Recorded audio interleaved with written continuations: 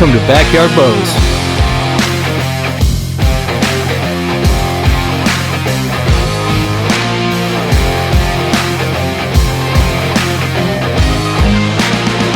Hey, welcome to Backyard Bows. I'm Brandon, and today we're going to start a series called The Basic Bowman.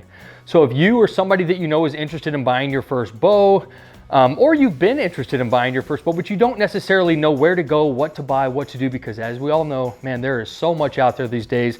There are so many manufacturers of bows. There are so many different accessories that you can buy. And then on top of it, it's all complicated. So there's a ton of terminology and a lot that goes into bows, archery, bow hunting, and it can get a little bit intimidating. So we're gonna try to break this down for you in the simplest and most detail. We'll cover everything from the very bottom of the bow all the way to the top.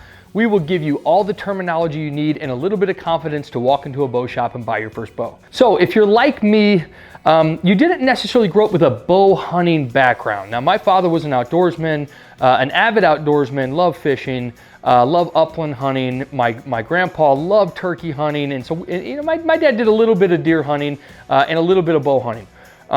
But it's something that I kind of was very interested in, and I needed to kind of teach myself. So I've learned a lot online. I've watched a lot of videos, and above all, I think I ask a ton of questions when I get around people that know what they're talking about. So if you're somebody that didn't necessarily have a kind of a family tradition of bow hunting, and this wasn't something you were raised on, it's okay.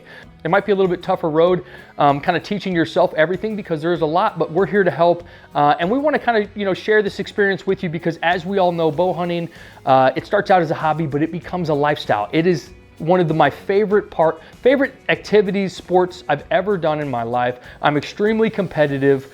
When I kind of go into something, I go all in. I've absolutely loved every year of bow hunting. And I equally love shooting bows in my backyard just as much.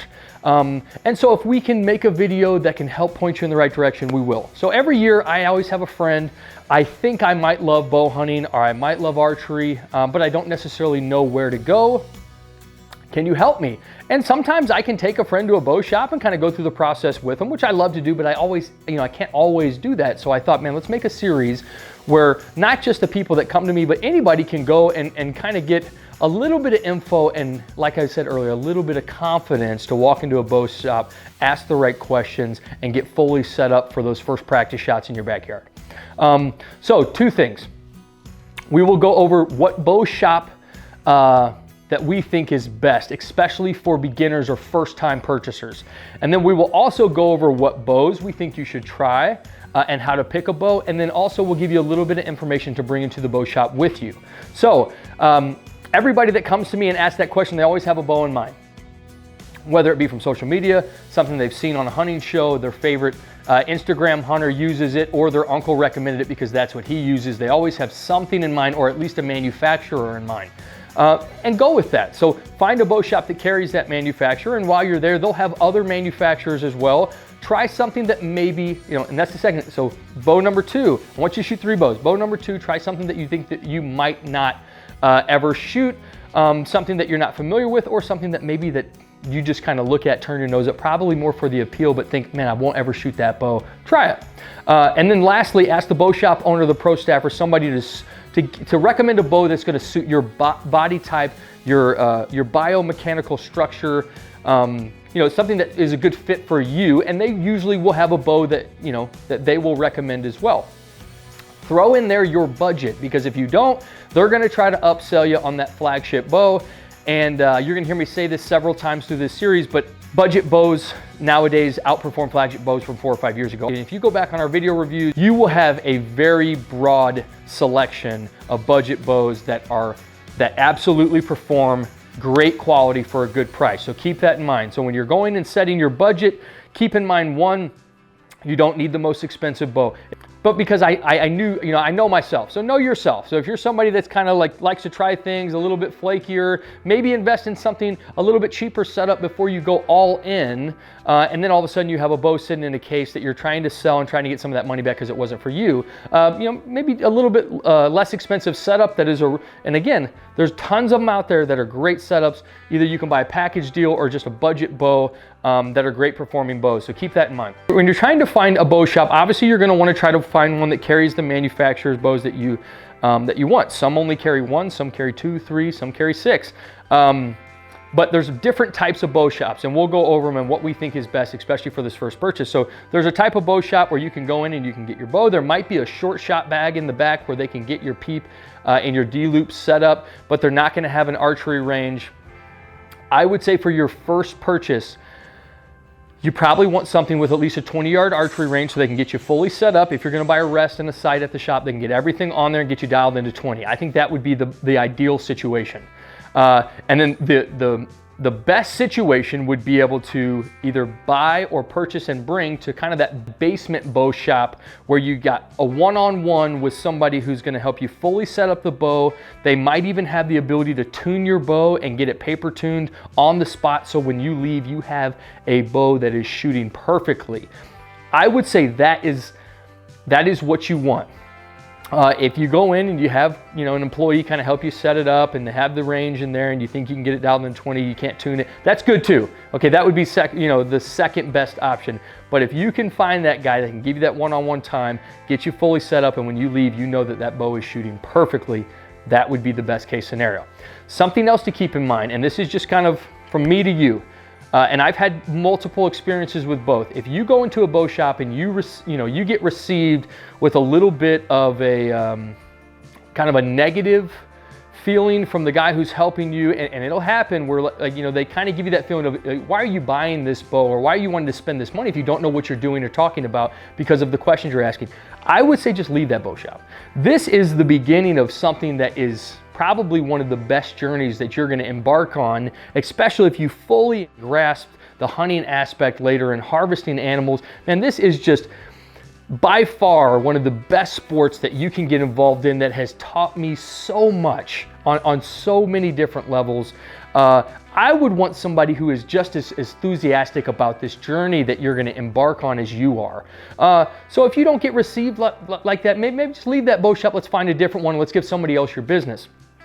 Most of the time though, you're gonna find somebody, one who's loves bow hunting and understands what you're getting into and is so excited about you. You can ask them any questions, they'll answer everything, they're super helpful. And obviously that is the kind of employee that you want, so that they get that repeat business. If I'm a bow shop owner, I want all my employees to treat everybody, not just wanting to sell them one bow, but want to sell them 10 or 12 bows over the next 20 years, So look for that bow shop. And I think that's important. Because you are going to have lots of questions, and the second video we'll do will be the bow top to bottom. All the terminology, we'll go over everything in detail, and we will cover everything on the most basic level. The third video that we'll make will be all the accessories, what we think is most important, least important, and we'll kind of go over all those. And then the fourth video, we'll kind of show you some tips on practicing and how to kind of get those reps in your backyard. But by the end of these 4 videos, I think you will have a lot of info.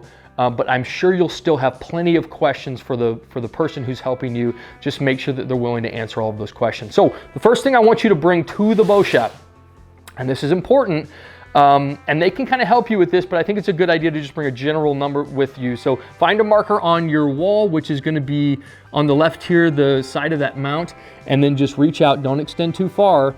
Just a natural wingspan. Come over here. You want to measure from this distance all the way to your marker. You're going to take that number, you're going to divide it by 2.5, and that's going to give you your draw length. If you're teetering a 1/2 inch, always go higher, I would say. So if you're 29.7, let's just go right up to 30. And I think adding that little bit at the end is probably going to be the best bet. So something else you're going to want to bring with you is an idea of the draw weight that you want. Now, some bows are going to have a draw weight that fluctuates, maybe 10, 15, some of them 30 pounds. And if you're a youth or somebody who's plans to grow with a bow, you're going to want to find something that kind of will fluctuate. So as you grow, as you get stronger, you can pull back more weight and you can kind of go up.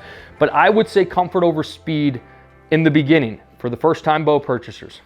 2 things. You're going to want something that you can develop good form when shooting.